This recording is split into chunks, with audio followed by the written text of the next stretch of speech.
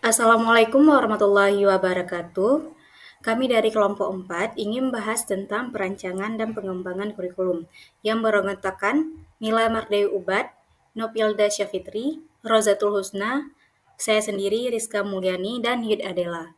Untuk slide pertama akan saya bahas dan untuk slide-slide selanjutnya akan dibahas oleh anggota kelompok saya. Baiklah, seperti yang kita ketahui, dalam UB ini terdapat 6 aspek pemahaman. Salah satunya adalah perspektif.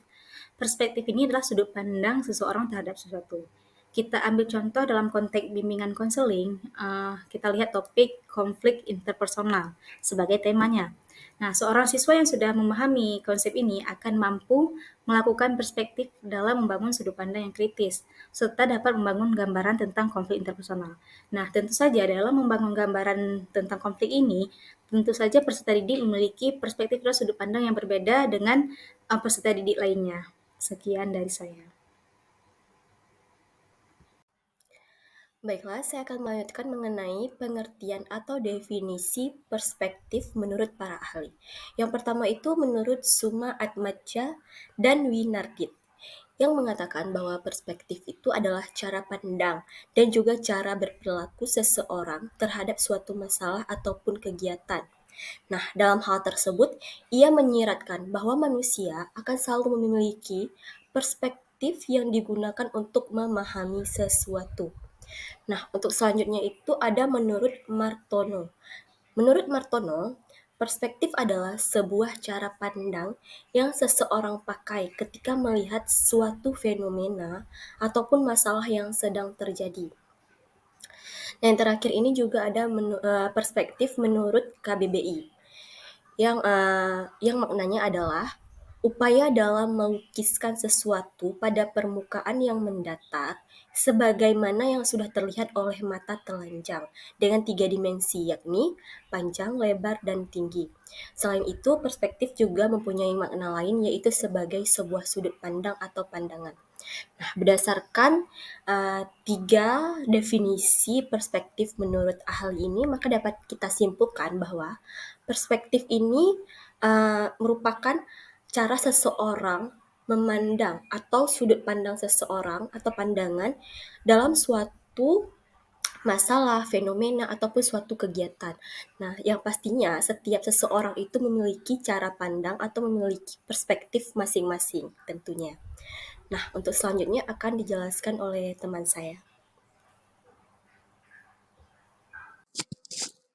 Baik, saya Raudatul Husna ingin melanjutkan pembahasan dari kelompok kami mengenai makna perspektif. Nah,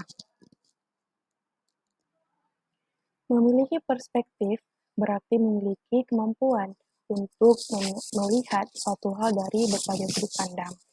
Kemudian, makna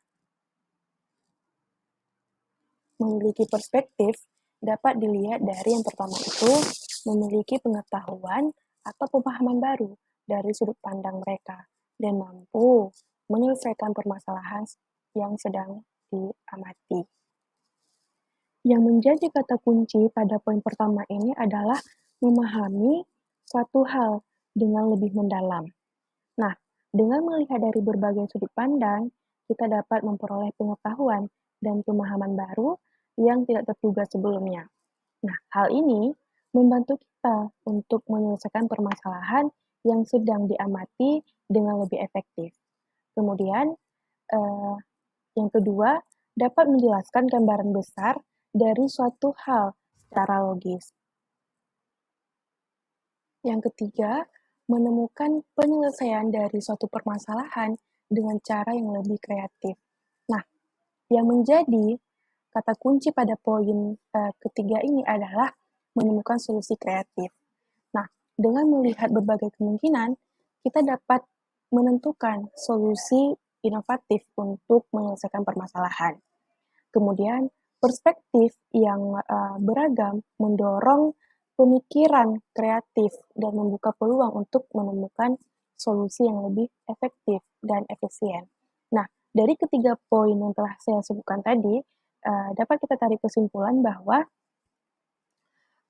memiliki perspektif yang luas merupakan keterampilan yang penting dalam membantu kita untuk memahami dunia dengan baik. Kemudian, menyelesaikan permasalahan dengan lebih efektif dan menemukan solusi kreatif. Sekian penjelasan dari saya. Selanjutnya akan dijelaskan oleh teman saya. Baik, saya Adela akan melanjutkan presentasi kelompok, yang mana saya akan membahas tentang contoh konkret dari siswa yang telah memahami konsep.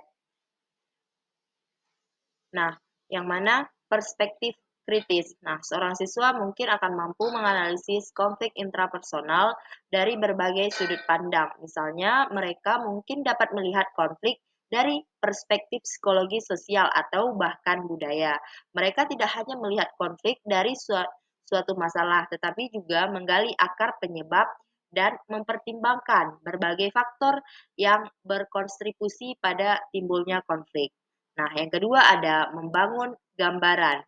Siswa yang telah memahami konflik intrapersonal akan mampu membangun gambaran yang komprehensif tentang bagaimana konflik tersebut berkembang, bagaimana dampaknya terhadap individu dan hubungan antar individu, serta strategi untuk mengelola atau menyelesaikan konflik tersebut.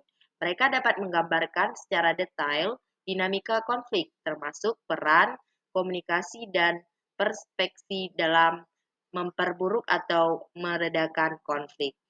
Sekian, terima kasih. Baik, sebelumnya perkenalkan nama saya Nopilda Syafitri. Di sini saya akan melanjutkan pembahasan dari kelompok saya. Nah, di sini saya akan membahas tentang contoh konkret dalam konteks bimbingan dan konseling.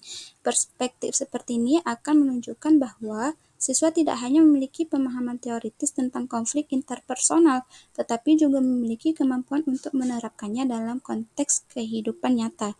Ini akan dianggap sebagai bukti bahwa siswa telah memahami konsep tersebut dengan baik, dan mereka dapat menggunakan pemahaman mereka untuk membantu diri sendiri atau orang lain dalam menghadapi konflik interpersonal. Dalam kerangka bimbingan dan konseling, pendekatan ini juga akan mencerminkan kemampuan siswa untuk mengembangkan empati, pemecahan masalah, dan keterampilan komunikasi yang efektif. Sekian. Baiklah, sekian pembahasan dari kelompok kami. Lebih dan kurang kami mohon maaf. Kami akhiri. Assalamualaikum warahmatullahi wabarakatuh.